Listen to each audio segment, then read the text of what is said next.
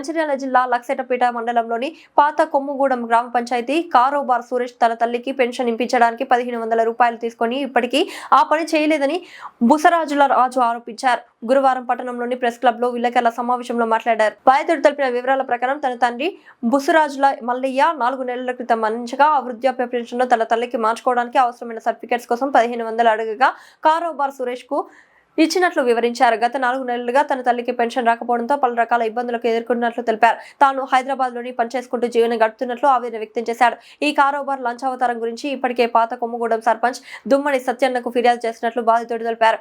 డబ్బులు తీసుకున్నప్పటికీ కూడా పెన్షన్ ఇప్పించకపోగా మనోవేదనకు గురి చేస్తున్న కారోబార్ సురేష్ పై సంబంధిత అధికారులు చర్యలు తీసుకోవాలని బాధితుడు డిమాండ్ చేశారు.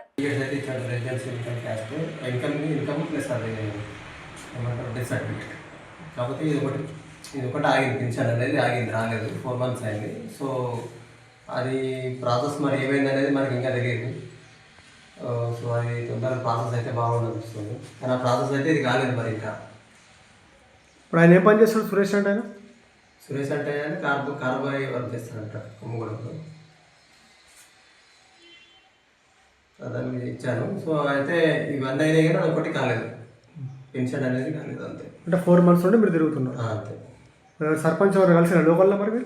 లోకల్ సత్తన్న సర్పంచ్ కలిసాను. సో అతను దృష్టిలో తీసుకెళ్ళాను. సో అతను చెప్పాడు, సో ఒకసారి ఇట్లా మీరు ఏదైతే చెప్పండి ఒకసారి అంటే, సో నేను అందుకు చెప్తున్నాను. సరే.